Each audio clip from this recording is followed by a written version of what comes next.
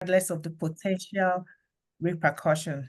Their actions are instrumental in maintaining the integrity of institutions and preserving the foundational values of our society. Over the years, whistleblowers have been essential in bringing to light vital information, concerns that has brought about significant changes to organizations and the society at large. It could be uncovering scandals in the corporate world or misconduct in government. And some of these revelations have frequently initiated reforms, increased transparency, and enforced accountability. A typical case is the errant employee who made a remarkable courage in terms of how they were able to expose the notorious case of corporate fraud in history.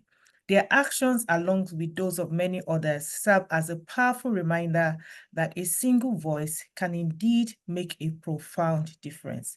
Yes, Aaron went down. However, there have been organizational reforms on financial reporting and accountability globally. That said, we cannot overlook the obstacles confronted by whistleblowers. The act of exposing wrongdoing can have grave repercussions, including being socially excluded in one's profession, embarking on legal battles, and encountering personal threats. It is our shared duty to ensure the protection and support of whistleblowers. Legal frameworks and organizational cultures must progress to establish secure channels for reporting and to safeguard whistleblowers from any form of retaliation. As we celebrate the courage displayed by whistleblowers, it is imperative to reflect upon the steps that can be taken to foster an environment where speaking out is not only secure, but also actively encouraged. This involves advocating for stronger laws to protect whistleblowers, establishing transparent reporting system, and cultivating a culture of ethical accountability within organizations. Today's webinar provides a valuable opportunity for individuals to learn from specialists and one another about the most effective approaches to supporting and safeguarding whistleblowers. This event allows us to reaffirm our commitment to the principles of truth and justice and to acknowledge those who demonstrate the courage to defend and uphold them. Thank you for joining, and do have a wonderful time during the webinar. Thank you very much, Ibuku, for that inspiring keynote address. Thank you very much. So, from the keynote address, it's telling us that this program is organized to provide insight in recognizing the courage of whistleblowers, for us to create awareness on the value of effective whistleblowing service, also strengthening the position of whistleblowers to enhance the effectiveness of whistleblowing platforms. Thank you once again for Ibuku for your inspiring words.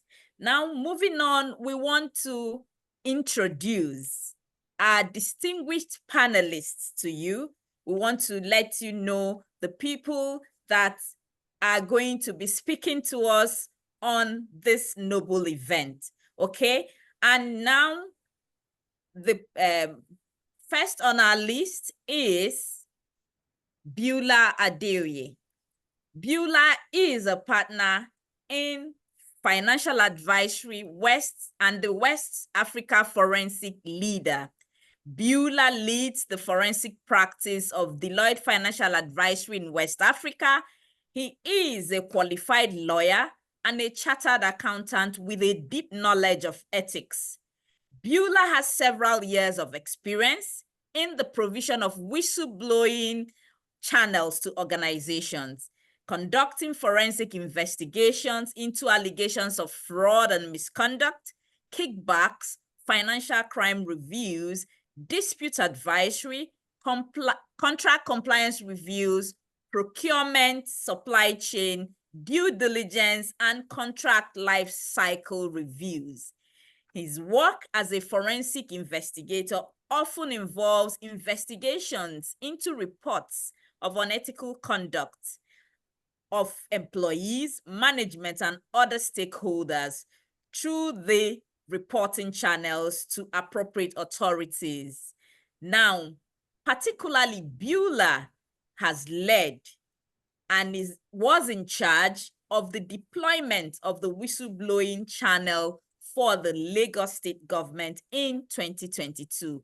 And this was to drive transparency, accountability, and the general public inclusivity in the state. We welcome Beulah, and the next person on our panel list is Kofi Awa. Kofi is the risk advisory partner at Deloitte, Ghana, with 16 years of experience.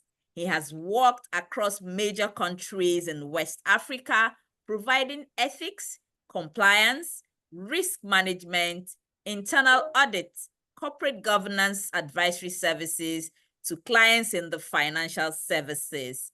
Kofi has facilitated the operations of Deloitte Tip-Offs Anonymous office in Ghana, securing various clients to help in the mitigation of fraud and misconduct within organizations. He is currently the telecom, media, and technology industry leader in Deloitte, Ghana. The next person on our list is Babajide Okola, who is the senior manager within the forensic practice of Deloitte Financial Advisory in West Africa.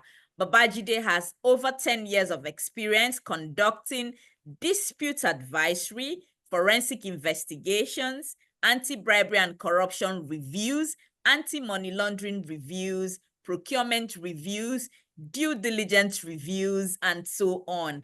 Babajide has managed and conducted high-profile forensic engagement across West Africa, including Nigeria, Ghana, and other African countries.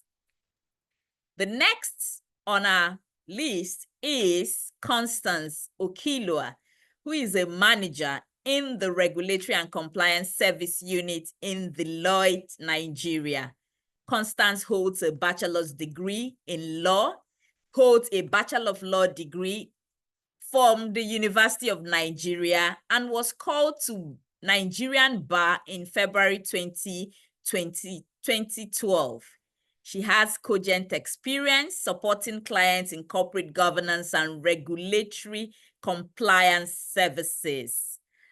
Her career includes a stint in core legal practice where she led both commercial transactions and other advocacy courses. Since joining Deloitte, Constance has led our corporate governance and regulatory service delivery teams on various client projects.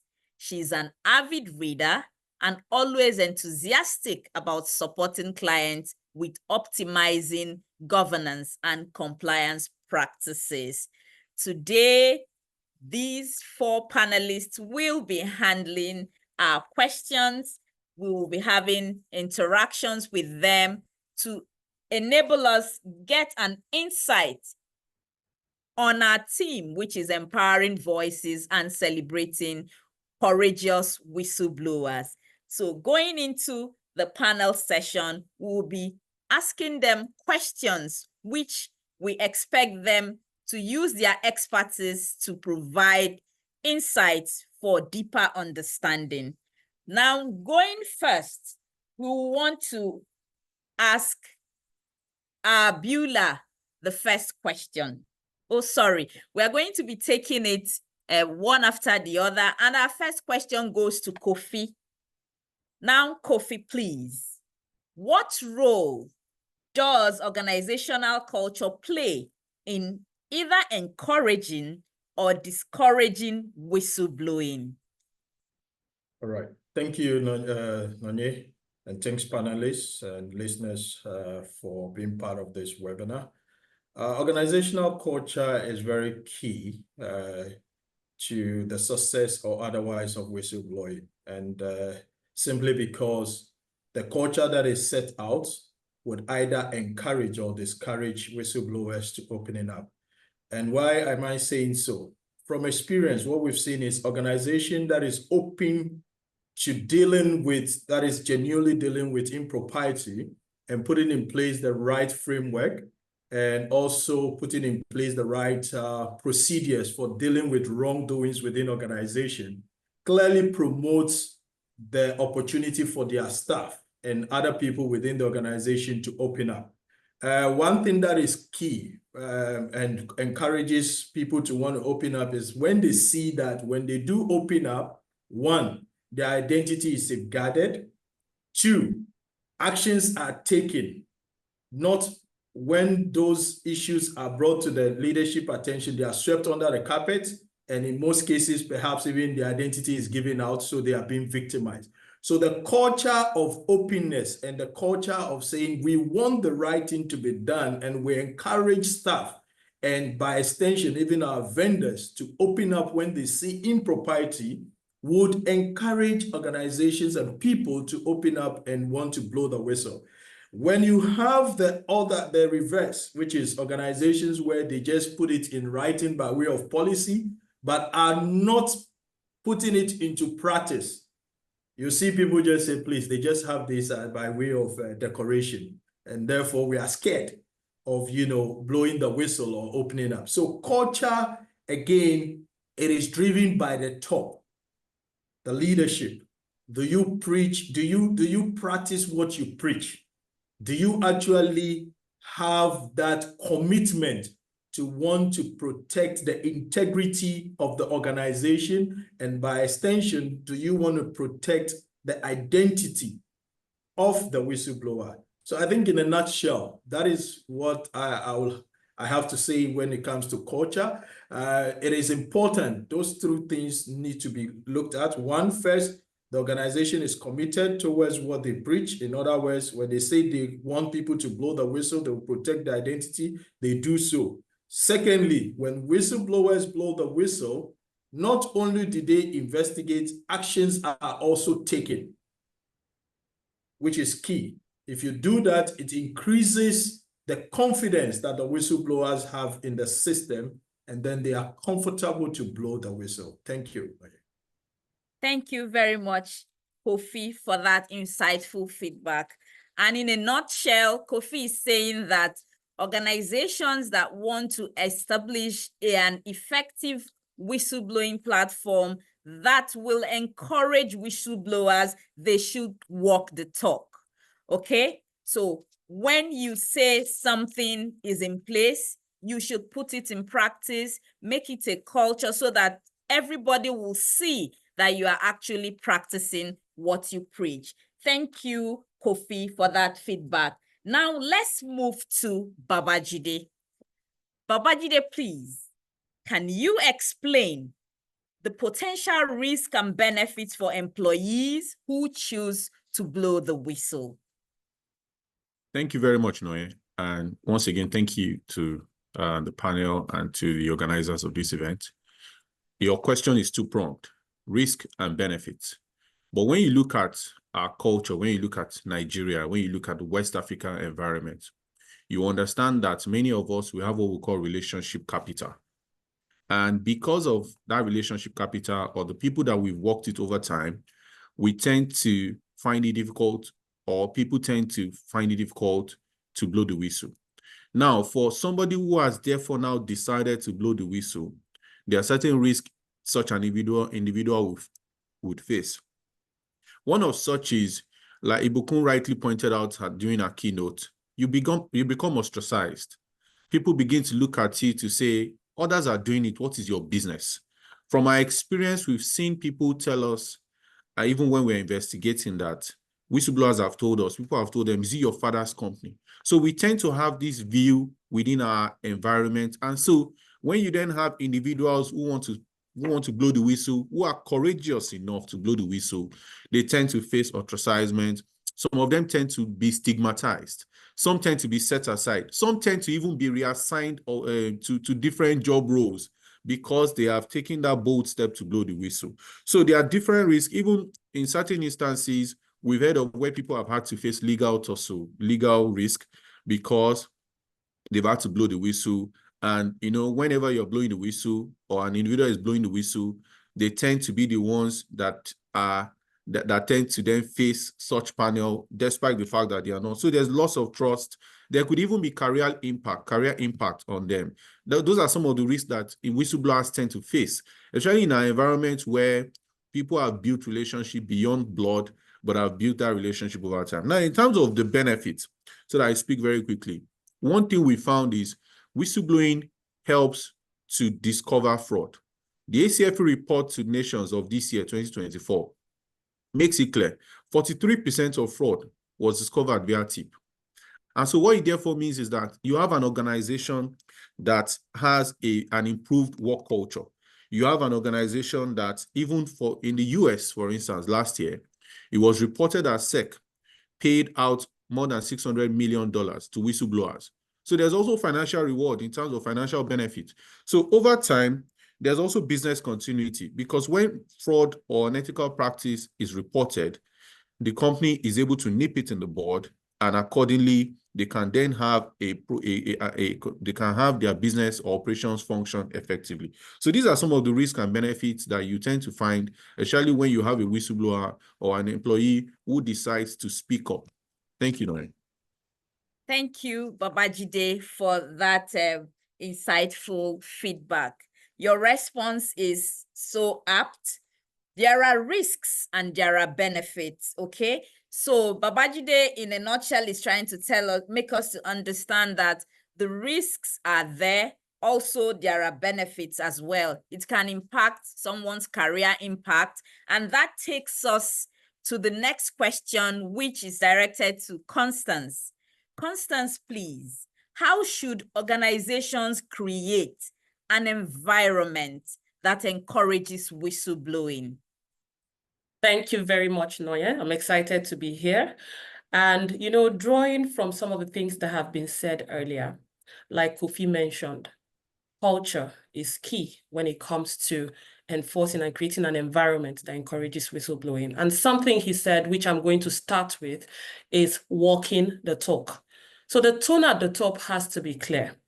An organization cannot have an effective whistleblowing program if the leadership does not communicate that they are strongly and solidly behind a culture that encourages openness, people speaking up, and, taking actions, basically.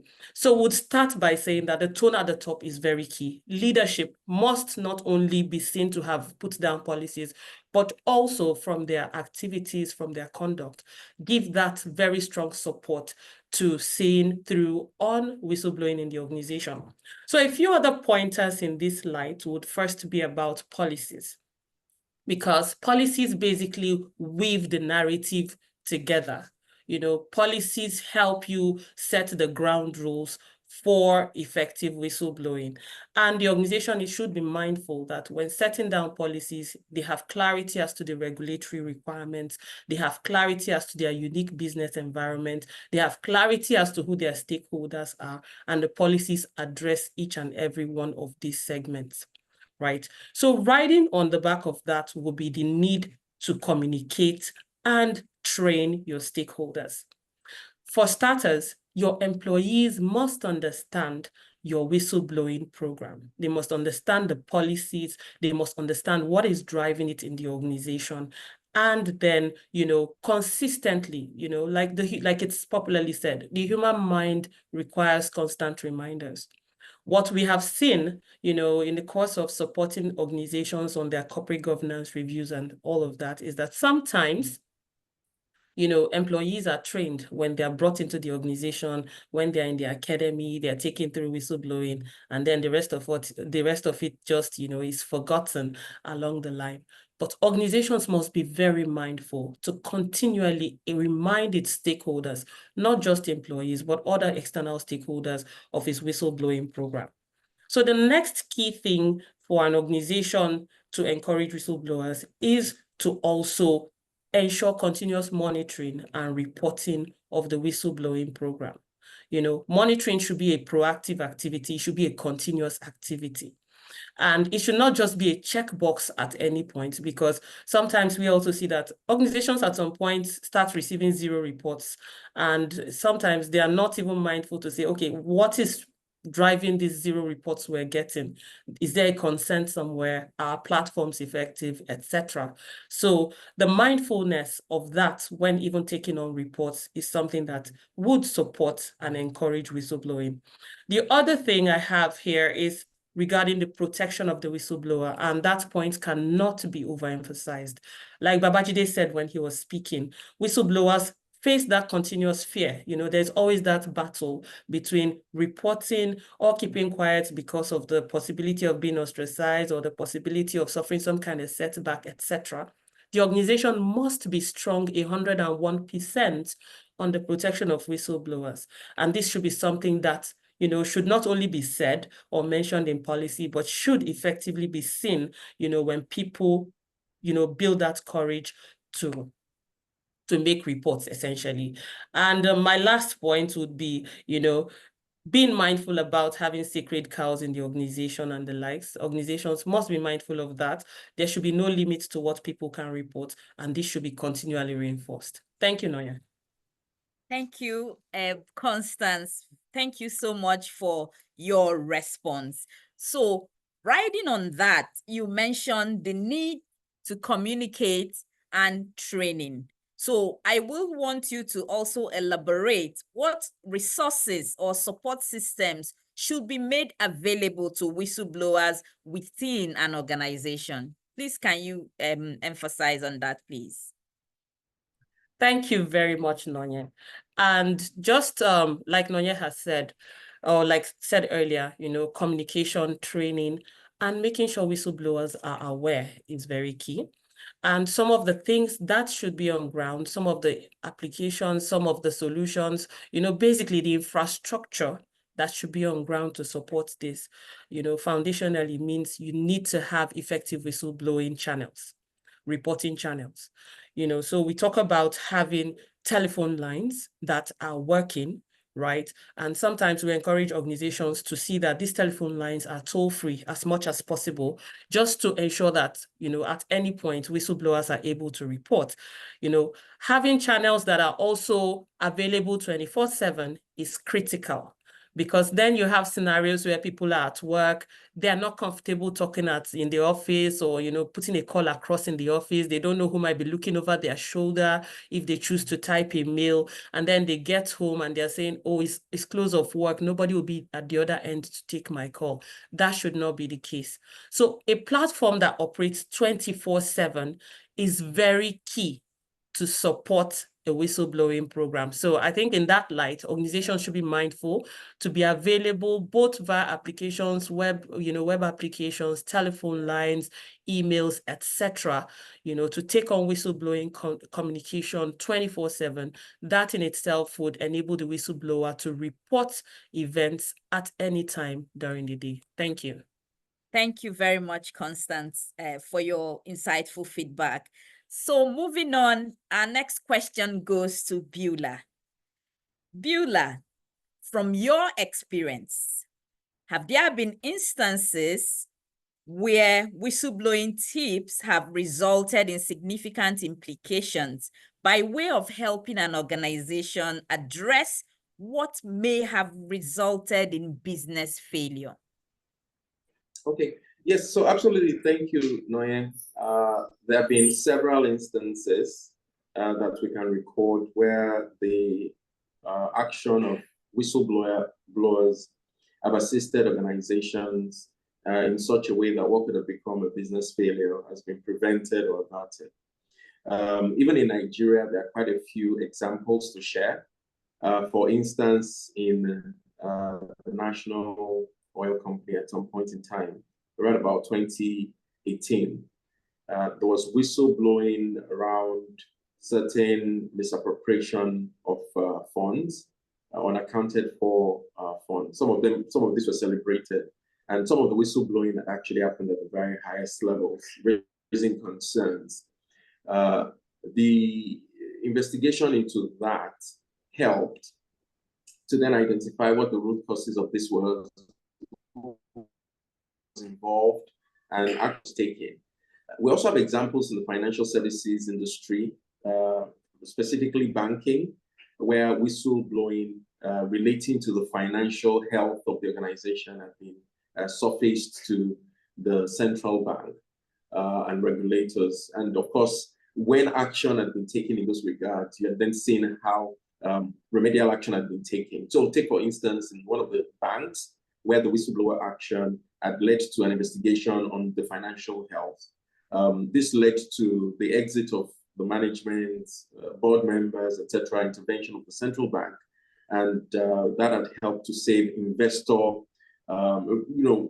reinforce investor confidence in our financial services industry, help to prevent systemic failure and then panic, etc., and then safeguard depositor funds.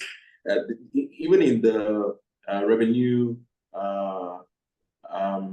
the revenue services, there was an example right about 2022 of misappropriated revenue. And the action taken led to not only finding the sources of that, holding people accountable, it also led to reinforcement of controls, because that's critical. I think it was Kofi that mentioned before, whenever you have a situation where the whistleblower has taken, it takes courage sometimes to blow the whistle. They've done what they should do. Action should be taken, remedial action should be taken. The effect of that needs to be shown, and then, of course, ultimately it's for the benefit of the organization. So yeah, there are myriad examples of this, and that's just a few. Thank you. Thank you, Beulah, for providing examples, real life examples to us. Thank you. So our next question will be going to Kofi. So Kofi, please, can you provide what trends are you seeing in whistleblowing laws and practices, both locally and globally? Right, thanks, Nonye. I think when it comes to whistleblower laws, there has been conscious effort by countries. I can tell you that in some countries, the Whistleblowers Act predates over 10 years, some even 20 years. Some parts of Africa, especially I know from a Ghana perspective, we have a Whistleblower Act, which was 2006, as far back as that. And the essence of that is the Whistleblower Act or the whistleblower regulations are seen as an instrument of fighting corruption in any organization or in any country. So what does that mean? As countries consciously decide that we must promise economic prosperity to our people, closely linked to that is the problem of corruption. People within the organizations and outside organizations of the public sector are bound to be faced with corruption, and therefore there's a need for Whistleblowers Act. So in most countries, there has been a significant conversation around, let's introduce Whistleblowers Act to safeguard the public confidence in the government. In other words, to ensure that people know that if they see wrongdoing, there is a law that protects them, number one, to be able to, that protects them as a whistleblower, and two, that encourages them to equally own up. And then the third part, actions that need to be taken when a whistle is blown. But I think one of the challenges that we've seen beyond the act is around commitment. And I think I want to spend a little bit of time to talk about the commitment on the part of government or countries. We've seen some in the Western world, the Whistleblowers Act is usually put out there in an effective manner that it does not just help to create an opportunity for people to blow whistle. It encourages and there are action taken. But in developing world, we've seen Whistleblowers Act put out there more like we just have an act, but how is implemented and made to be effective is something that we are yet to see. It's something that we deserve more, we desire more of our governments. So we have, if you look at all the whistleblowers, I'll give you an example of the one in Ghana. It talks about what should be reported, what should be the protection of the whistleblower, actions that needs to be taken afterwards, and so on and so forth. But the conversation has to be, who do you even report to? And that is where we've not have an independent body that one can report deviant or impropriety to, and then it gives you a comfort that yes, if I report this, I will not be afraid of my identity being let out, and two, not being victimized or perhaps retaliated against. So the independence part of the system for which one can blow the whistle is where a lot of citizens are afraid of.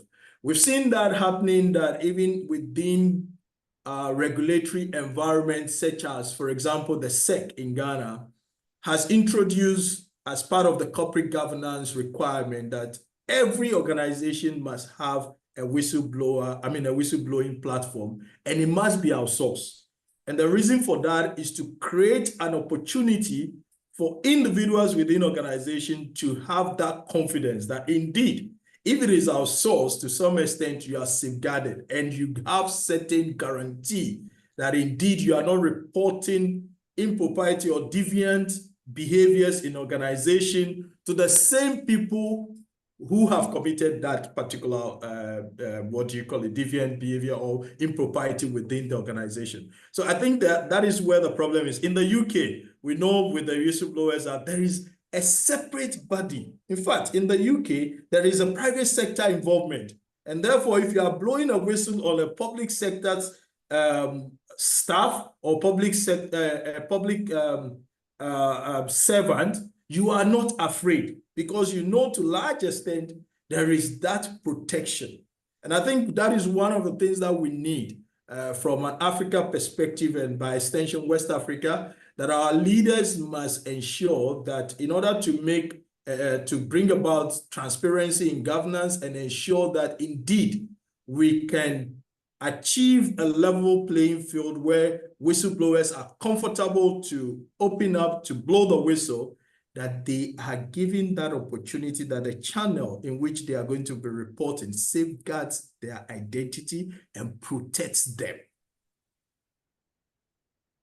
Okay, thank you, Kofi, for educating us. And riding on that, on what Kofi has said, we would want Beulah to please tell us the key legal protections available for whistleblowers in our own jurisdiction.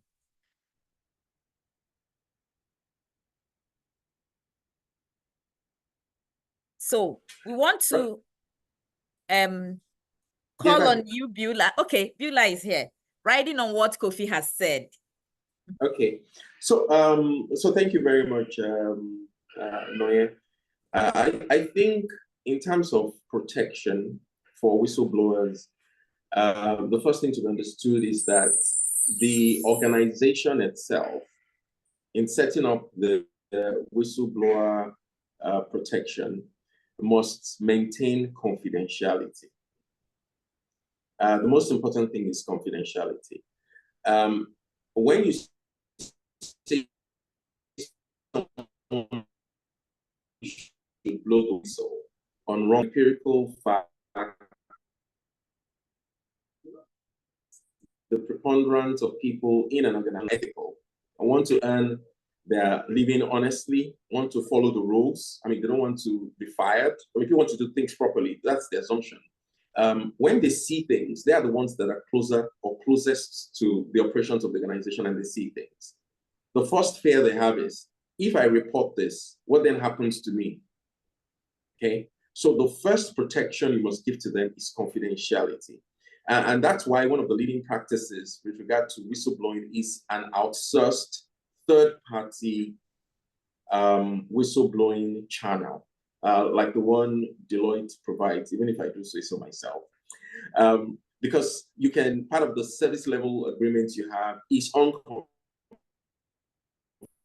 confidentiality, and I'm proud to say that over the, the running of the Tip of Anonymous in Nigeria, I'm not aware of one situation where we had a breach of confidentiality. That's the first thing. So in terms of protection, the law must protect the identity of the whistleblower. The contravention of that law just makes everything else fall off, okay? Because we had situations where in a certain country, the name of the country I will not disclose, their flag is green, white, green. There were certain, you know, people whose identity, I believe, had been disclosed at some point in time, and the press made, you know, launch of that particular situation. Those kind of things should be prevented at all cost. The other one is the protection against retaliation. If a whistleblower, you know, does his own duty to the organization, or if it's in the case of the country, he does his responsibility as a civic responsibility and reports on unethical conduct wherever it's found, and then he suffers a detriment to himself in his career, in his life, he receives a threat, you know, things suddenly start going south. Please permit me to use a Yoruba, you know, saying. They say, "Ajekela no omokuleni kani omo." What happened? I'm using English now. It's a question around cause and effect. It pretty much is in the local context. There was a cry yesterday. Today, you've got a fatality. Who doesn't know where that came from? You know, you can put two and two together. Many times, relation is not reason. Someone says, "Oh, I'll deal with you." Sometimes it is, "I'll deal with you." But again, thinking about this in the space where the organization is small, there are only few people that can be aware or apprised of the fact. Protection should be given, and sometimes best codified, that this organization will not tolerate, you know, retaliation against, and then you put a policy around it. And before you know it, there's an example, and you take decisive action. Decisive action in terms of whistleblowing is critical for the confidence. The other one has to do with anonymous reporting. I mentioned that. I'll use the example of the Deloitte one, for instance, where we have 3 levels of anonymity. The confidential, which is the lowest level of anonymity, you tell us what it is, and the firm keeps all of that data, you know, confidential. Then the one is partial anonymity. Partial anonymity is you disclose to the service provider, and then they can hold that information, because when you do an investigation relating to the whistle, you need to go back to that person to check certain facts and ensure that those things are aligned. And then the one is full disclosure, where you say, "Okay, please, I'm concerned about this. I'm putting my name and email address and all contacts. You can reach me because I'm so passionate about getting this matter resolved that I don't want us to have, you know, I want you to be able to come back. Oh, by the way, let them know that I said this." You know, there are people that have, you know, been very bold, and we have examples in Nigeria, I won't mention names, who have been very bold about inappropriate conduct or misconduct, and I've come out to say that. There are a few others. Monetary rewards and the bounty system is one. Legal immunity, prompt and fair investigation,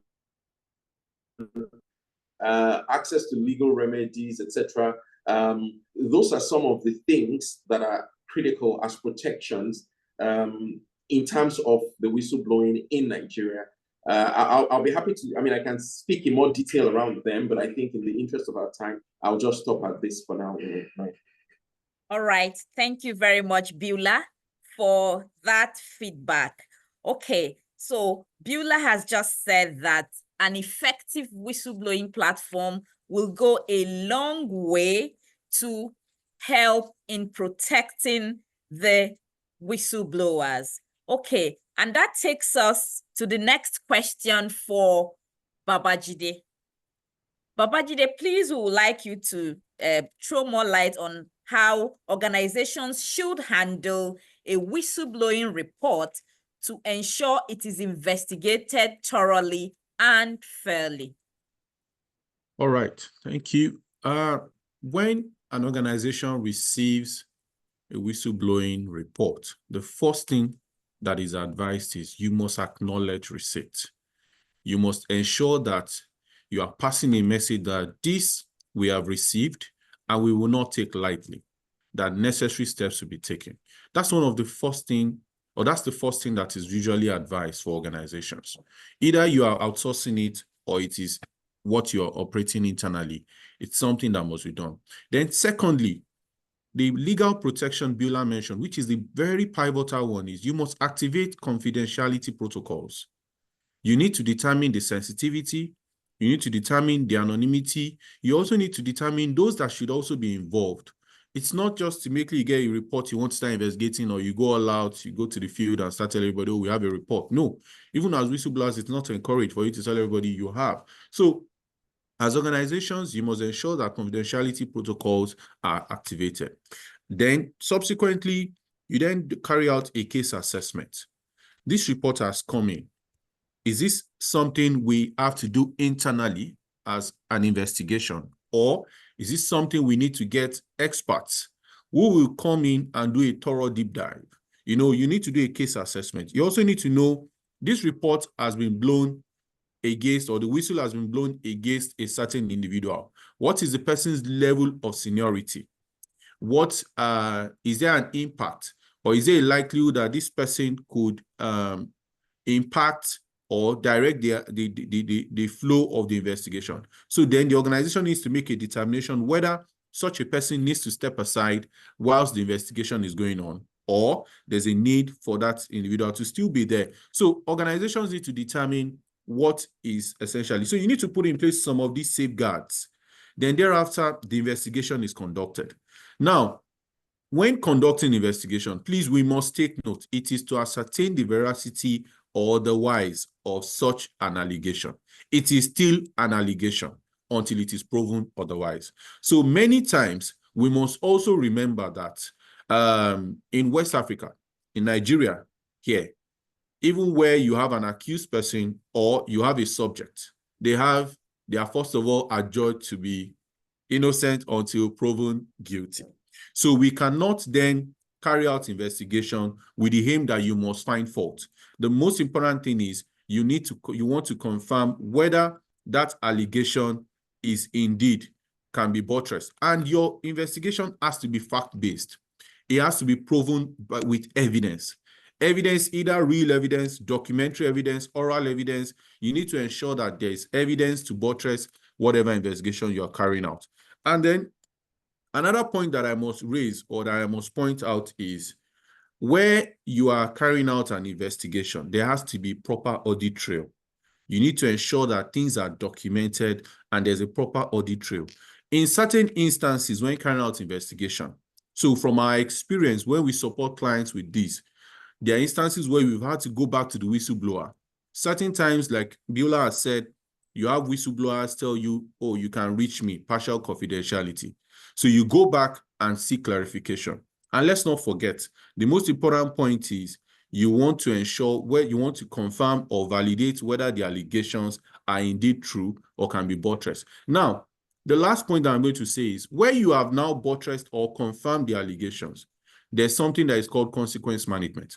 It must be seen to all that indeed you have carried out the investigation and actions have been properly taken to prevent a reoccurrence, to mitigate whatever loss, and also to pass a message across to all your stakeholders as such actions would not be condoned in an environment like this, thereby promoting ethical culture and even prompting more people, promoting more reports so that you can have a healthy work environment. Thank you very much. Thank you very much, Babajide, for your response. And like Babajide said, after the investigation is concluded, it is important that the company makes use of their consequence management, okay? The person who is guilty, it is expected that everyone should see how the case was handled, the punishment meted out, and what have you. Okay, so that takes us to the next question, which is for Constance. Okay, so Constance, please, what steps should organizations take to protect the identity of the whistleblower? Right. Thank you very much, Noye. And, this is a point that has been emphasized, the importance of protecting the whistleblower. It underlies the effectiveness of a whistleblowing program. What should the organization do to protect the identity of the whistleblower? First is, in creating platforms for whistleblowing, whistleblowers must be given the option of how to go about their reporting, whether they want their identity to be disclosed in the report or whether they want their identity to be anonymous. And, sometimes we'll say, okay, that's a given for whistleblowing programs, but I've seen many, while reviewing organizations where whistleblowers do not have the options to hide their identity when they're, putting in their reports on the web, through the web platform or via email or something. They do not even have the option upfront. So first off is that upfront while reporting, it is important to give the whistleblower the option to even just mask their identity at the point of making the reports. Secondly is, even where the platforms allow them to, basically like you're sending an email, it goes with your email address. So essentially the recipient can see your email address and the rest of it. But in those scenarios as well, what have you defined around protecting their identity such that if they have indicated in their report that they want to remain anonymous, that's what it is, and it seals it for the whistleblower. So that is very critical for any organization. In setting the platforms where reports are to be received, anonymity must be assured. The second point, kind of dials back to what Babajide just spoke about in terms of investigation. And from this point, it is to detail the protocols for handling whistleblowing information and also for investigating who receives these reports. Perchance, in some organization, it is the chief audit executive. And then you have a report that is against the chief audit executive. What happens? Perchance in some organization, it's a designated member of the board of directors. And in this instance, the report is against that designated member. So organizations would have to be very clear as regards the protocols and their process documentation around managing whistleblowing information. Because I cannot be tipping off on an officer who is going to be receiving or handling the report along the value chain of that investigation process. So it has to be very clear, it has to be thoroughly thought through that at every point, whistleblowers reports go through persons who are not compromised by virtue of their being involved directly or indirectly in the report in issue. So it's something that has to be critically thought through by organizations so that there is no concern on the part of the whistleblower that when they are reporting, it's getting into the hands of the very person that they want to blow the whistle on. So it's very critical. And, this takes me back to something Beulah had said earlier regarding, what is considered to be almost like best practices. If an independent party entirely is handling this for you, the whistleblowing program for you, it then does not become a concern whether or not the person at the other end, knows you, or whether or not the person at the other end is going to be adversely affected by the report because, it's entirely independently handled. But then again, that decision is largely up to the organizations as far as the current regulatory standards are concerned. And then the third critical point for on this question would be around data protection, So at the point a report is made, you've taken all the steps to protect, etc., and then you've made the report to the board. But thereafter, what then happens? Let's take, as an example, let's say the chief audit executive handles whistleblowing. You've made your report to the board, you've investigated, etc., and then you just take the audit whistleblowing file and you put it in the storage for all internal auditors, where all internal auditors basically have access. And it's a very sensitive issue, and everybody's whispering on the corridors, we want to know who did it, we want to know who did it. And then suddenly one overzealous internal auditor goes and sneaks a peek at it, and it's like, oh, interesting. And before you know it, we're humans, it slips out there, or at least someone else who shouldn't even know now knows. So, data integrity cannot be overemphasized. The protocols for managing whistleblowing reports from start through investigations and beyond investigations must be critically thought through and absolutely secured. You know, there is no negotiating that point, because then again, if whistleblowers know that even after investigation, someone can circle back and figure out that I'm the anonymous reporter, it then breaches the whole point around confidentiality and anonymity in whistleblowing reports. So I'll say these 3 key points. First is ensure there are options for anonymity. Second is ensure that the protocols are very thoroughly thought through so that people who could be prejudiced by the report do not in any way impact on the investigation or the process of handling the data. And then thirdly, ensure the integrity of data through the life cycle of the investigation on the whistleblowing report and beyond it. Thank you very much. Thank you very much, Constance, for this thorough explanation. Thank you for throwing more light on that. That takes us to our next question to Beulah. Beulah, please. We want to know some common barriers employees face when deciding whether to blow the whistle, and how can organizations address these barriers? Okay, so thank you very much. Thank you very much, Noye. I think one of the most important barriers from experience is really uncertainty. All sorts of uncertainty. Uncertainty about what constitutes a whistle to be blown, whistleblowing, what constitutes whistleblowing. Uncertainty about the channels to use, and I think this has been mentioned.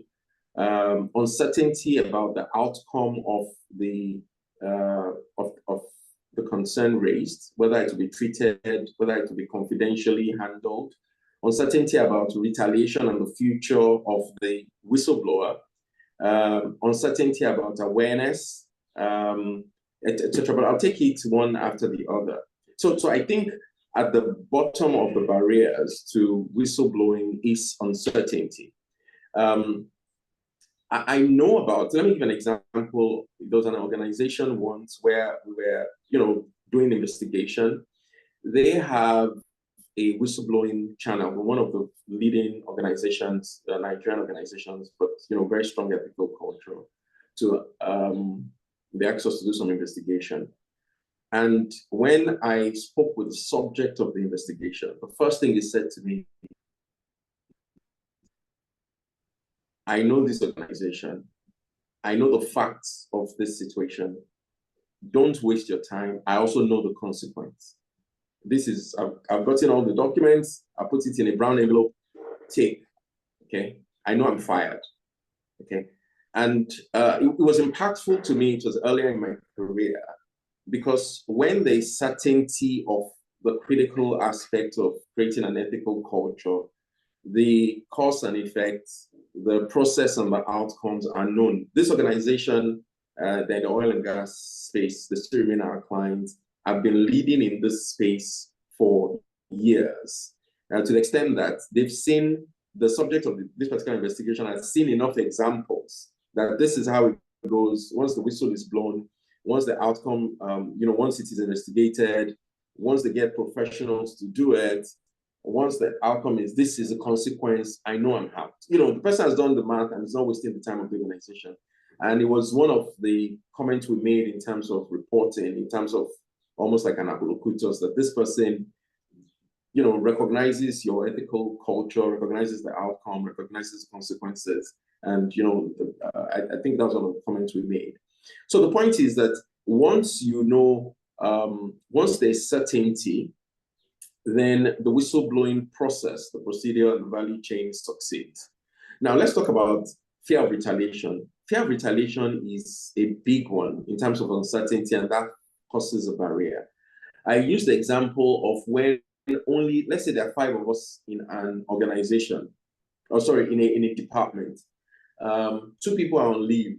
There are only 3 of us. Something has happened, and the remaining 2 people were part of the, collusion for something, and there's a whistle blown. putting 2 and 2 together to make 1 becomes what then does happen.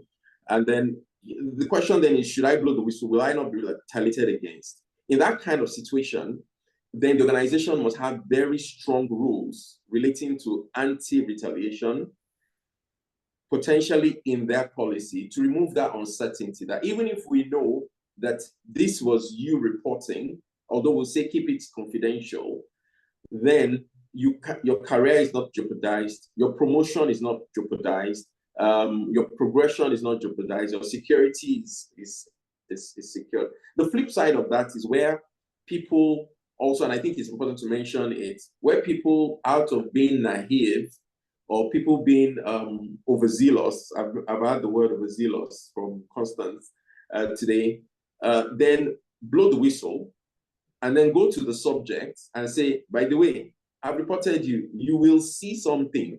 By the time you've blown your own cover, you don't expect the organization to give you protection in that regard, because then there's no uncertainty in that. You've just made your identity known.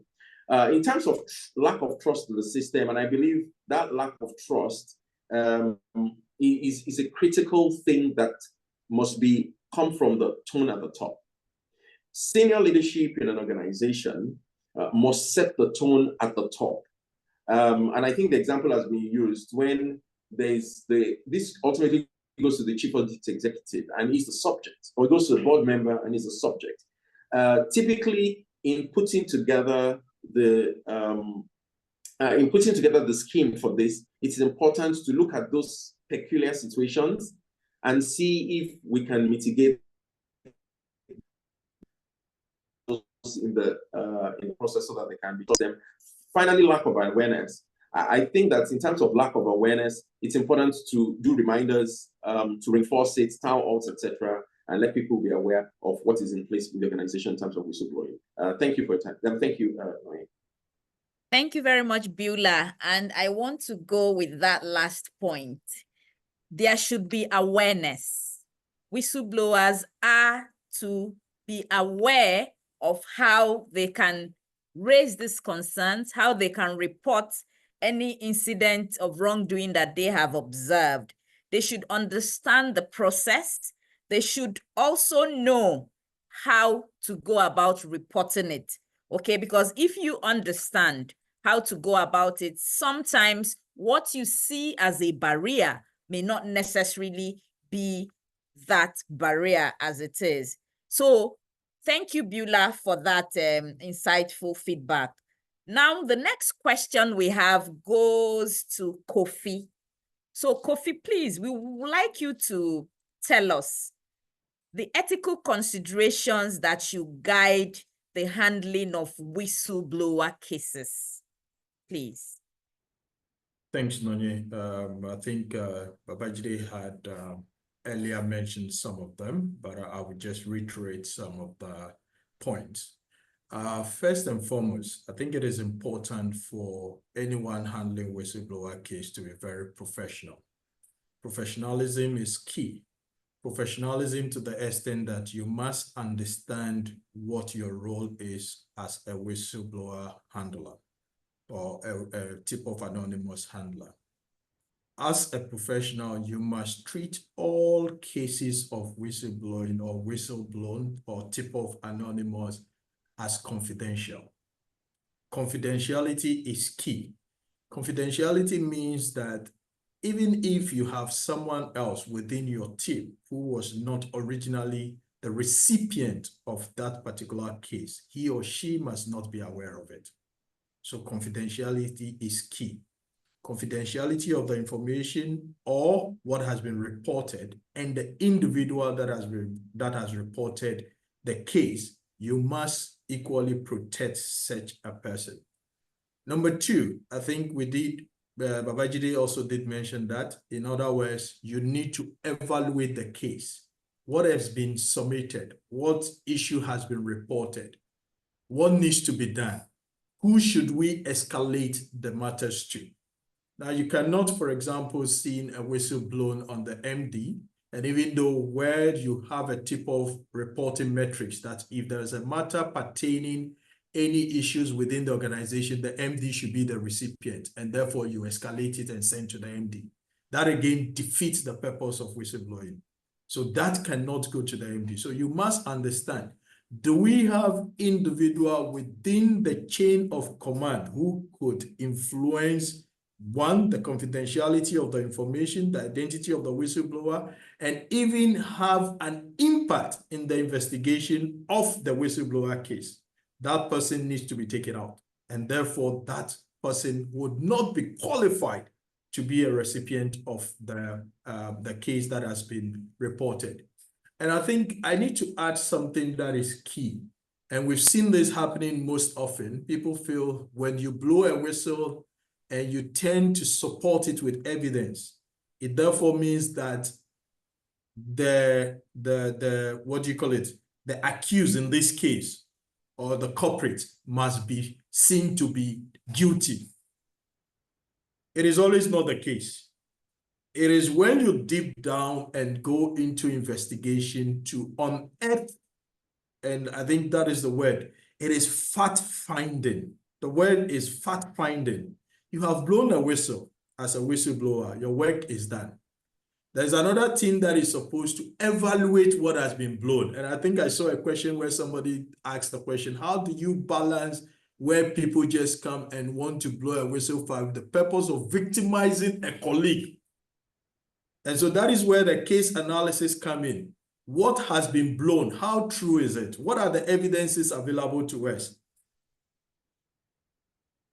And so all those processes are meant to safeguard and are meant to create certain conditions and consideration for handling whistleblowing cases. Overall, the whistleblower must be seen, must see that indeed, as an institution, you have handled what has been reported in a professional manner. The confidentiality of what has been reported had been safeguarded. The identity of the person that has blown the whistle has been protected. There has been justice done to the matter that has been reported by way of ensuring that indeed investigation has been thoroughly carried out.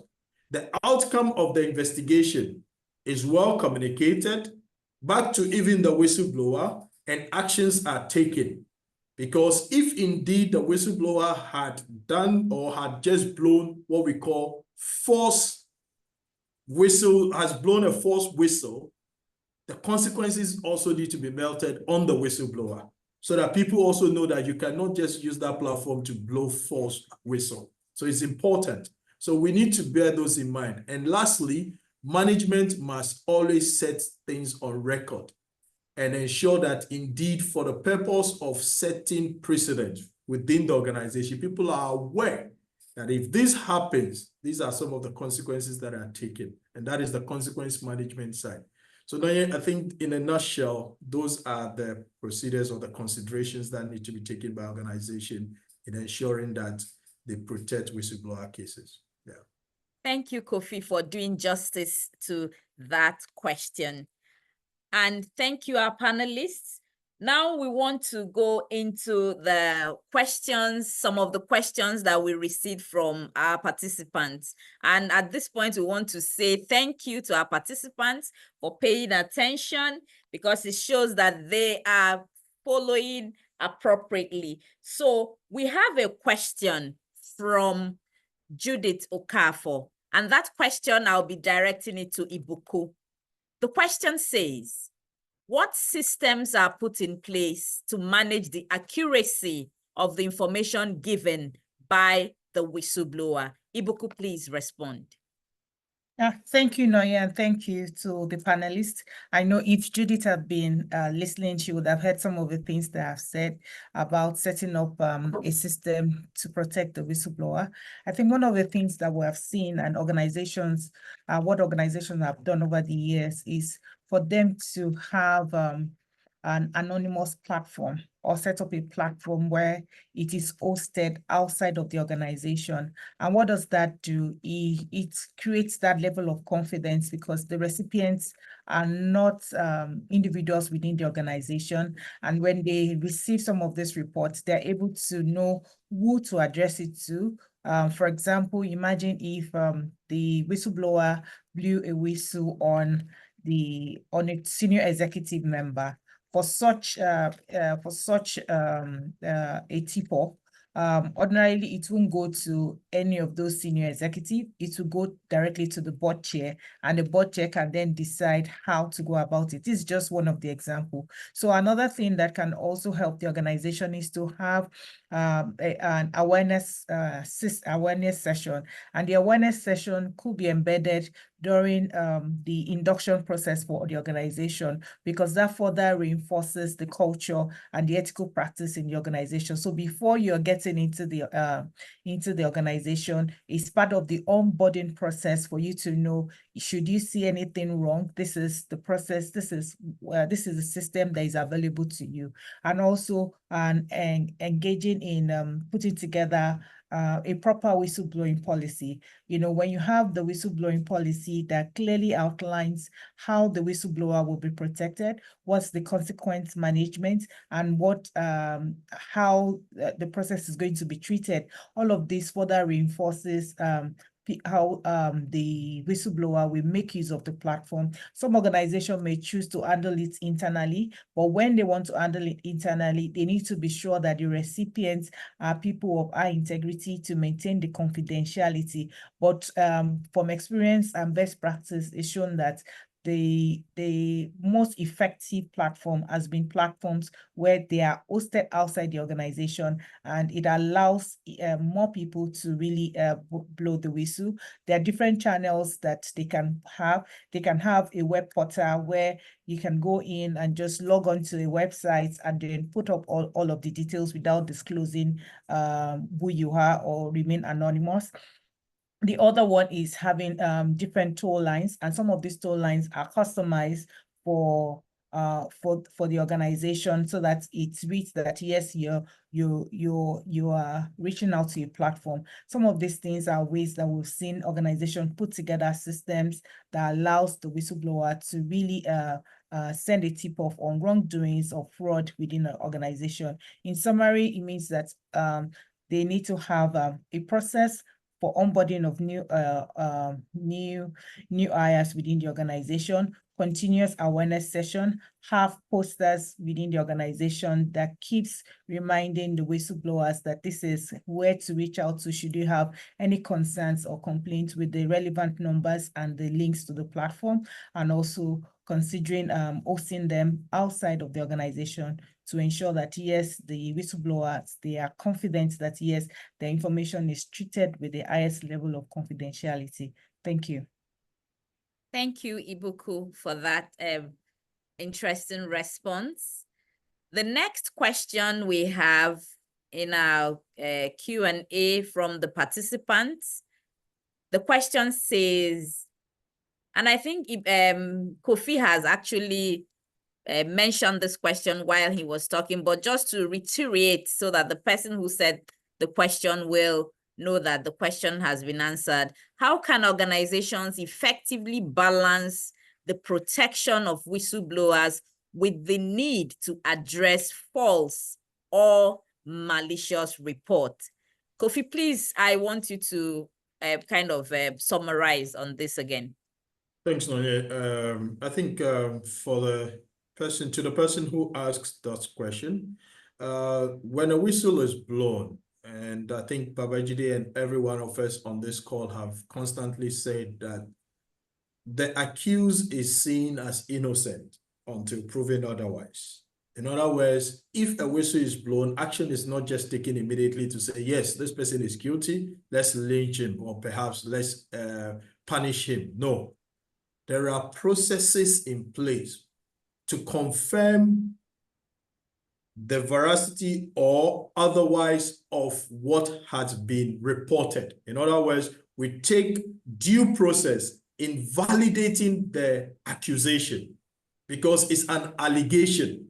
So an allegation, we don't act just based on allegation. You must do a fact-finding exercise to be able to validate, indeed, to say, yes, these accusations, there are elements of truth, and it is backed by evidence, and therefore we could take action against the culprit or the deviant, the impropriety performed by or melted by the staff that had been reported. So please bear that in mind. So we see and we hear that a lot. Oh, this organization, there's so much hatred. These persons don't like this person. That's why they are reporting. No, we don't just act on the report, but we take due process and due diligence in ensuring that the allegation is investigated. Thank you. Thank you, Kofi. I'm sure the person who asked that question is satisfied. Now, the next question goes to Babajide. Someone is asking, are there legal protections to ensure a whistleblower's confidentiality? Thank you. No, Beulah touched this very, very happily, speaking very eloquently on confidentiality. I think the very key thing for any organization or even any government, no matter where it is you must put in place structures, protocols, systems, framework that ensures confidentiality for such a whistleblower. In other instances, what you can then find is for a whistleblower, you want to ensure that everything that relates to, so if a whistleblower has blown a whistle relating to a certain department, you want to ensure that you also create certain covering beyond just the confidentiality, but certain covering on what is being done. So I'll give an instance. We've had to receive a whistle and the client asked us to do the investigation. Now, in carrying out the investigation, we are third party, we're commissioned by the board. What it therefore meant was we needed to then go in, carry out the investigation, but we needed to create, it had to be very covert. We needed to then create different layers to enable us carry out that investigation. And what I mean is, in certain instances, you may then need to explain that there are more than one department being looked into. It depends, because you also do not want to really show or emphasize or expose that whistleblower. If people come in, the whistleblower gave a Yoruba adage, something has happened, a whistle was blown. It doesn't take time for people to piece the puzzle and determine that, oh, indeed, it was this person that blew the whistle. And that person becomes exposed to a number of activities or actions by the culprit. So what is therefore recommended is, in terms of legal protection, organizations must ensure that they put in place policy against retaliation, against victimization. And in certain instances, if a whistleblower has blown the whistle and organizations have carried out the investigation and discovered that these facts were actually buttressed or validated, in certain instances, you may therefore need to readjust that department to give room or ensure that that person does not continue to work with others who may be sympathetic to that individual who you are found to be culpable in the investigation. So certain times you need to also carry out some readjustments, some realignment, just to ensure that you are protecting that whistleblower, because what that person has done is to save the organization from a huge financial loss or a reputational damage. So there should therefore be some level of compensation, not monetary, please. Let's take note. There should therefore be that compensation that provides that assurance and certainty to the whistleblower that indeed we do not condone and we will continue to take actions to prevent any such reoccurrence within such an environment. So those are my few points in addition to what Beulah had said earlier. Thank you.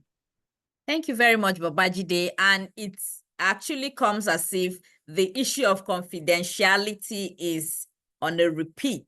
So it's important that our participants understand that there is a issue of confidentiality being handled, and there is protection of the identity of the whistleblower.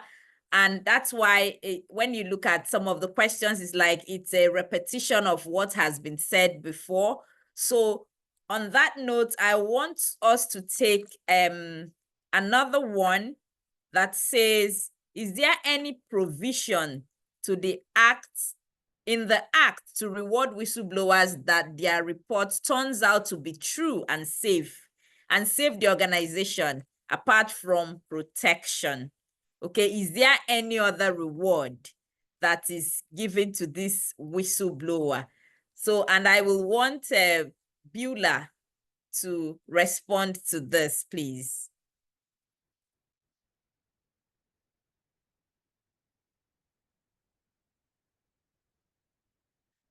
Okay, please, Constance, can you respond to this?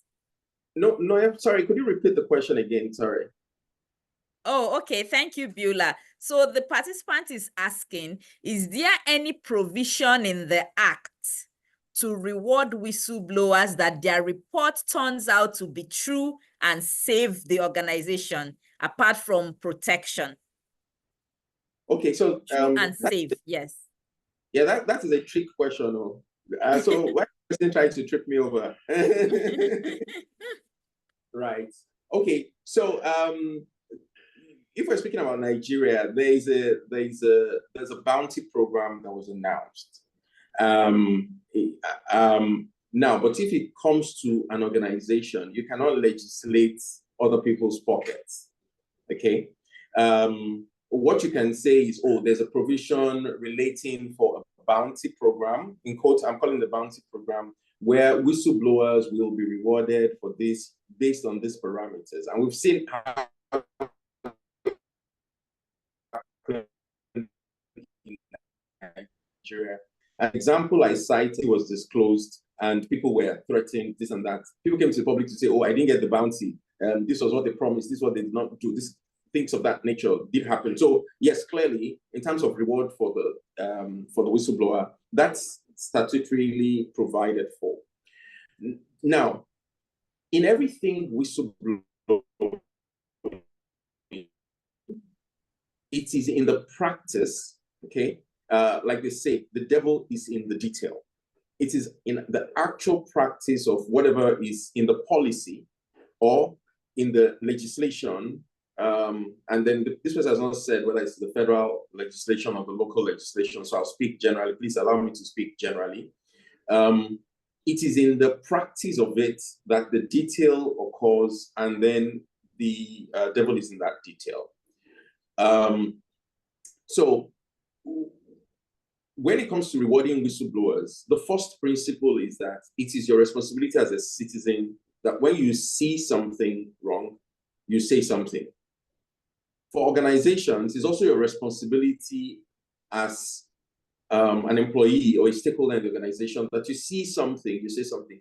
There have been many examples of business failures, and it affects all of us when there's a business failure. People lose their jobs, they lose their livelihoods, they lose the benefits. Some people's work and their, what they do in life is tied to their employment. You can't quantify the negative impact of business failure. So really, as your responsibility to organization where you're going and clocking in every day is to, be eyes for the organization. And like Barajay quoted in terms of the ACFE reports to the nation, over 40% of that is caught by people saying something and saying something by whistleblowing. Okay, so in terms of a bounty program, yes, organizations can have one. The legislation supports it. It's been practiced in Nigeria, but like I said, the issue is in the detail. And what amount is it? What value should be given? Should it be pecuniary?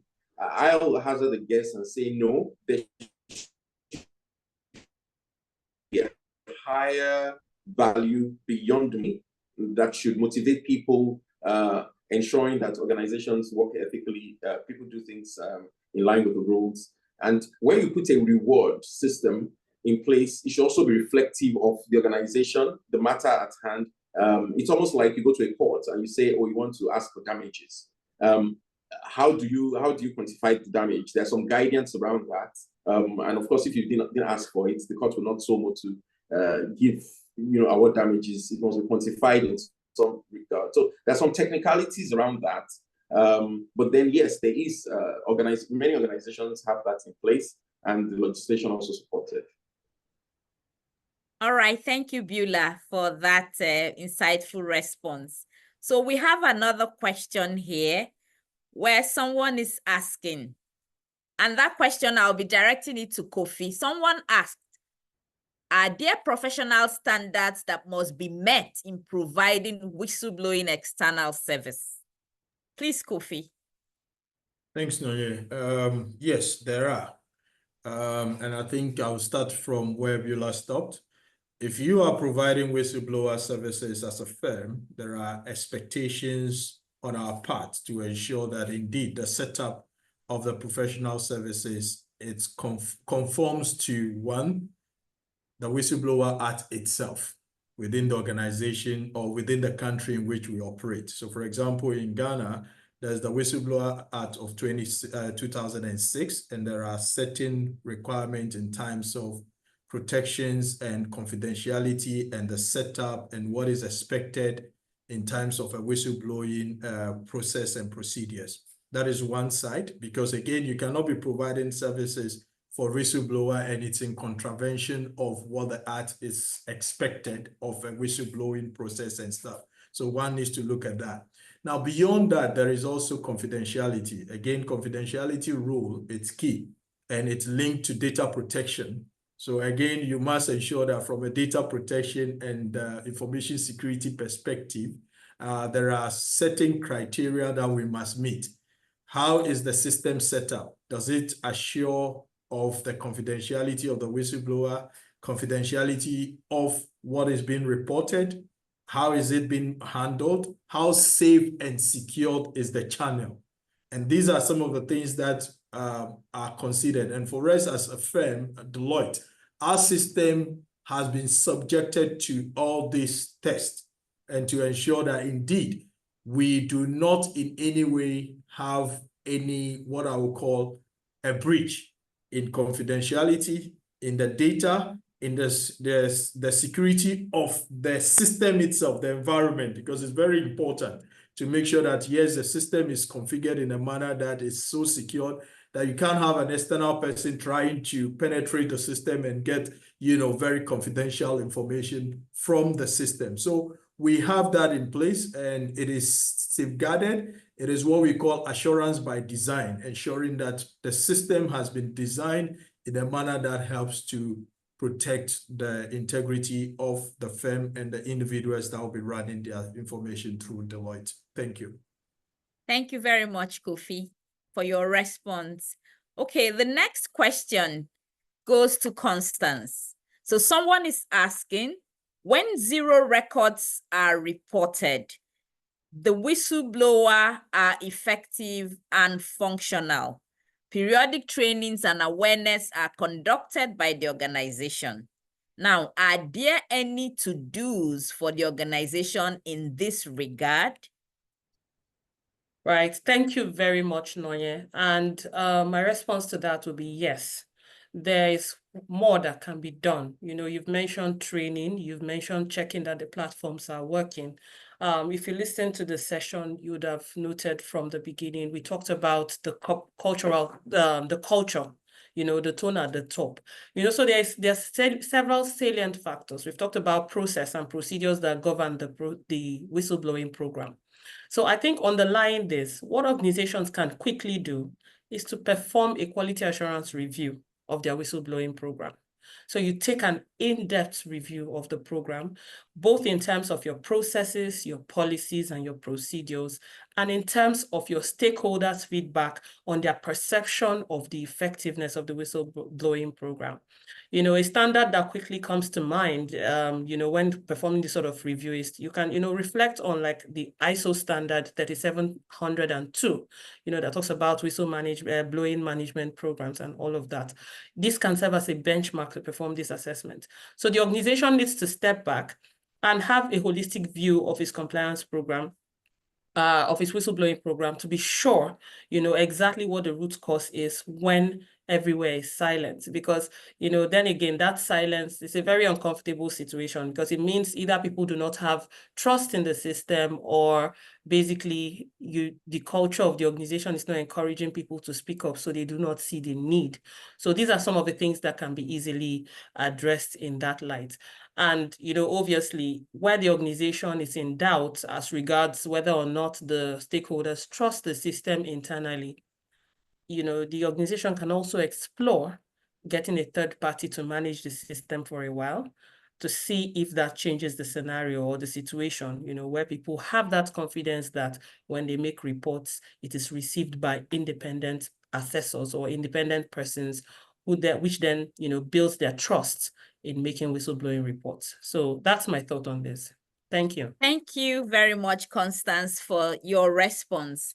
And thank you to all our panelists. Okay, so we have really spent time, and we thank all our participants for their time. So in conclusion, we will want our panelists to please provide us recommendations that organizations should use. What recommendations will you give organizations looking to improve their whistleblowing policies and procedures, please? Beulah, please, can you go first? Okay, so thank you very much, Noye. I think the first thing is the tone at the top in terms of the whistleblowing system.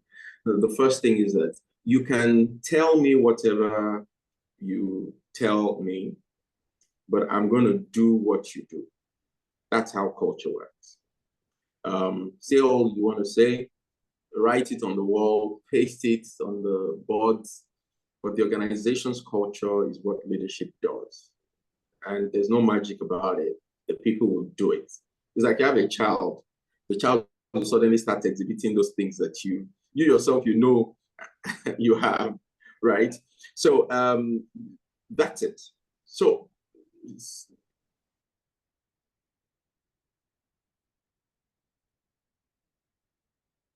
it's like we are having connection issue with Beulah. Please, Babajide, can you provide recommendation for organizations looking to improve their whistleblowing policies and procedures, please? All right. Thank you very much, Noye. Taking it off from where Beulah stopped, I would say that it is recommended, similar to what Constance said, that organizations should take a second look at what they have done so far, what has been implemented.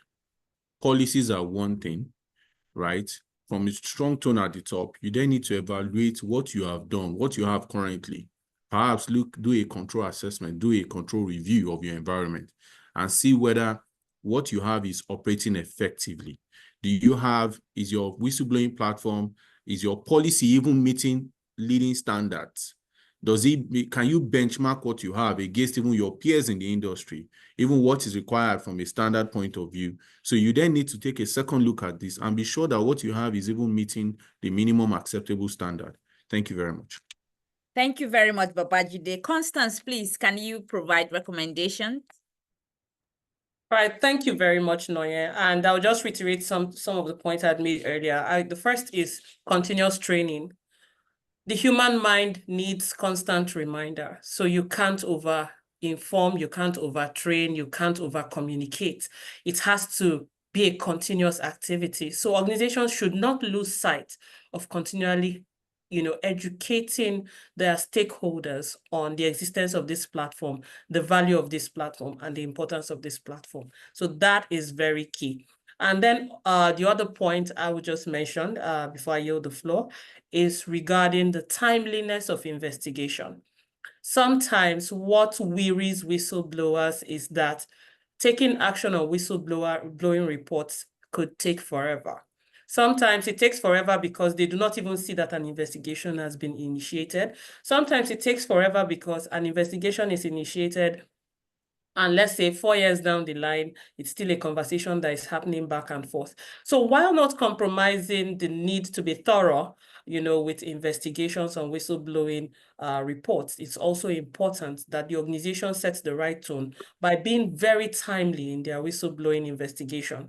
That way, whistleblowers are encouraged by seeing the sort of results that it comes out from whistleblowing reports, to make further reports and to bring more value to the table. Thank you very much. Thank you very much, Constance. And on that note, we want to say thank you to all our participants, and we would like Kofi to please give us the closing remark. Thank you, Nonye. And I would like to say thank you to our attendees. And our attendees categories, I want to put it in two folds. If you are an employer and you are part of the attendees of today's program, I want to say thank you for being part. And just like the theme of this year's Tip of Anonymous webinar is empowering voices, please empower the voice of your employees. Make sure you adopt the right whistleblowing framework and policies within your organizations to enable the good ones within your organization to speak up when they see things that are not going right within the organization.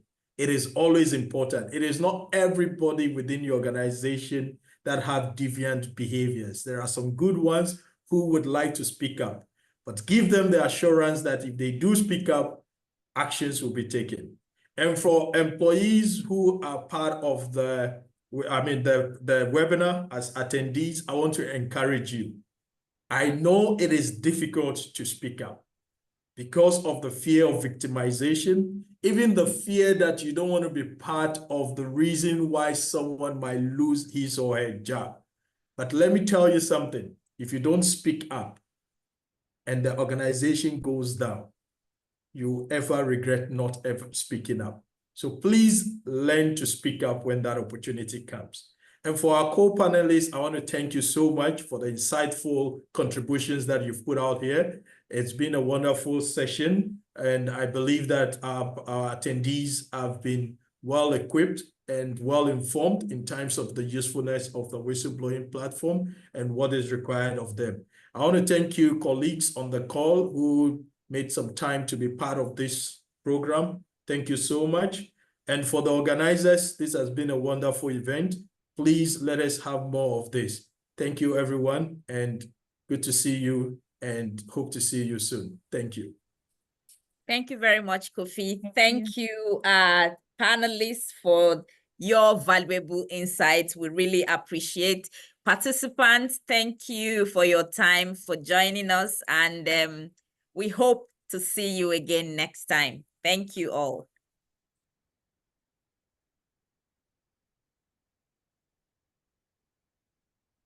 Thank you.